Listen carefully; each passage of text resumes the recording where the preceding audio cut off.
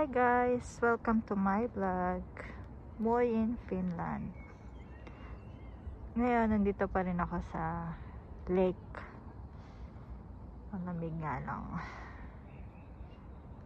Ngayon yung vlog ko tungkol naman sa mga kailangan dalhin dito sa Finland.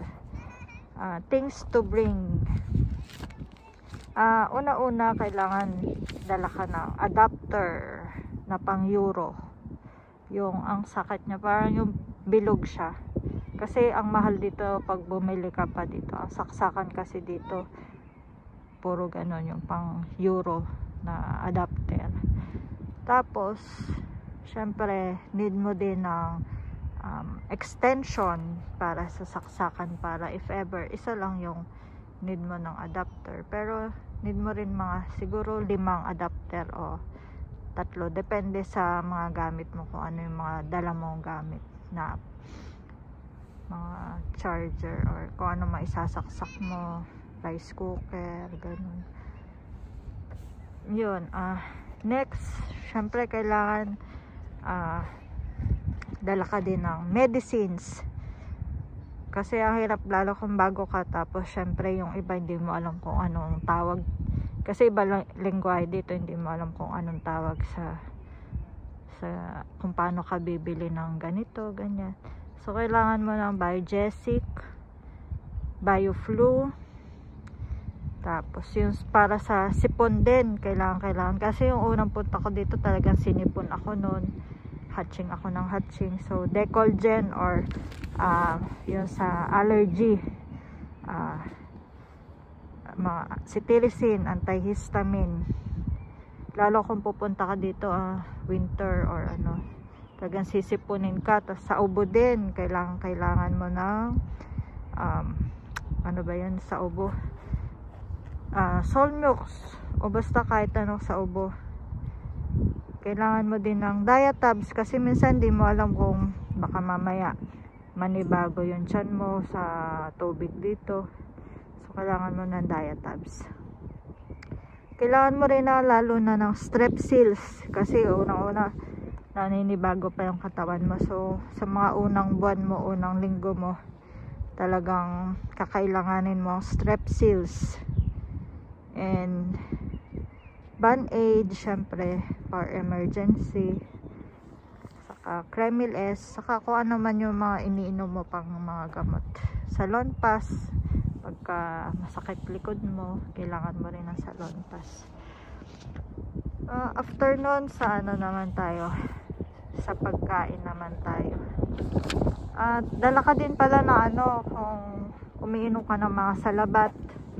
Maganda yung nabili kong salabat with oregano, kasi ano siya, talagang yun ang ininom ko sa mga unang buwan ko, kasi inubo ako, isinipon. Yun, nawala naman kahit di ako uminom ng mga gamot. Yun lang ininom ko sa labat with oregano, nawala yung ubo ko nun. Kailangan mo rin pala na vitamin C and vitamin D, kasi wala dito minsan, may buwan na walang araw. So kailangan mo ng vitamin D, at lalo na yung vitamin C. Kasunod, yun nga, sa pagkain na tayo. Sa pagkain, dala ka ng mga canned goods muna. Pwede naman kahit anong canned goods. Dala ka din ng bigas, kahit 3 kilong bigas pang ano lang, pang unang buwan. And rice cooker, huwag niyong kakalimutan, kasi ang mahal ng rice cooker dito. Ako nagdala ako ng rice cooker nun, para kapagsaing pa rin. Tapos yung kasama ko may dalang tuyo, pwede palang magdala ng tuyo. Ayun, yun nga, nakalimutan ko ng tuyo. Sarap pa naman ng tuyo. Ayun, tuyo, ulam. Dala din kayo na, wala ditong corn beef, so magdala din kayo ng corn beef. Meron naman dito mga mga chicken, mga ganun. Mahal nga lang. So, para hindi muna kayo gagastos, kasi wala pang sahod sa mga ilang buwan. medyo matagal pa bago makasahod. Dala muna kayo ng mga, and lalo na noodles. Ako, unang buwan ko, kinulang pa ako sa noodles kasi yun lagi ang kain ko. Pantawid gutom, dala kayo ng maraming noodles, makakatulong yan. And kung nagkakape kayo, syempre kape, dala kayong kape or Milo kung nagma-Milo kayo. Wala kasi Milo dito. Dali rin kayo ng yung ano ba tawag doon? Sinigang mix, kasi wala talaga dito sinigang mix unless sa Asian store. Kaso layo na kung pupunta ka pa sa Asian store. Ayun, sinigang mix, yung mga pork cubes, chicken cubes, dala din kayo nun. Dala din kayo nung ano ba yun, magic sarap. Yun, wala kasi ditong magic sarap. Pati suka, yung mga mga kahit sachet na, pati suka, toyo.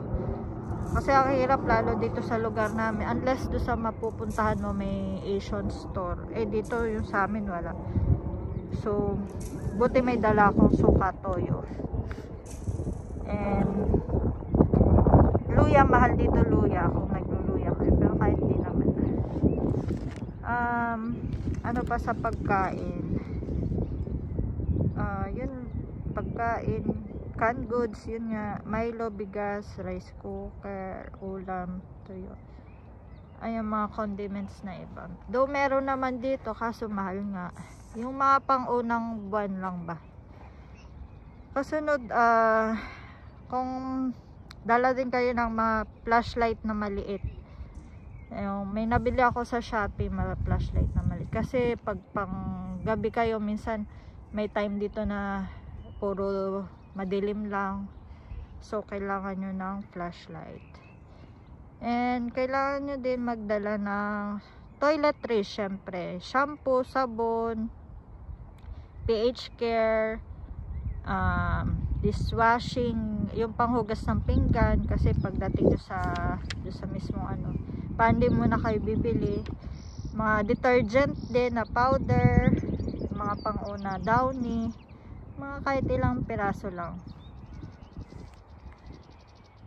Para lang may panglaba kayo sa mga unang buwan.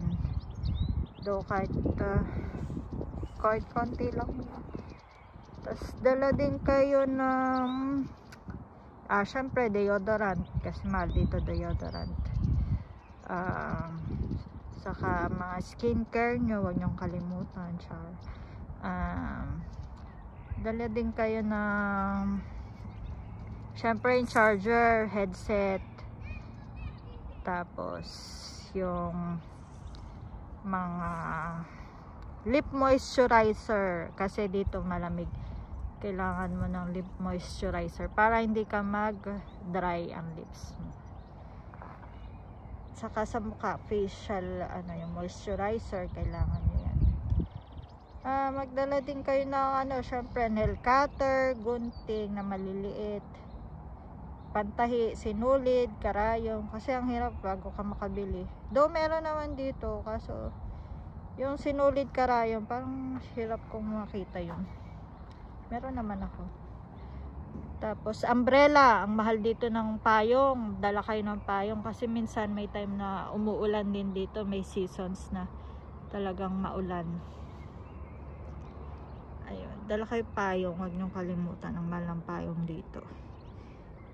And blower, sa mga babae, dala kayo ng blower kasi pag maliligo tayo, syempre basa pa yung buhok natin. Minsan kailangan natin, ang lamig naman, kung lalabas ka, basa-basa pa yung buhok mo. So maganda tuyo-tuyo pa yung buhok mo. Yun, blower. And syempre yung mga warmer, sa damit naman, warmer, leggings, warmer, saka sa damit yung mga panloob. And syempre yung panty, ganun, baka makalimutan nyo pa yung panty. And yung tsinelas na pambahay, saka duty shoes. Sa amin,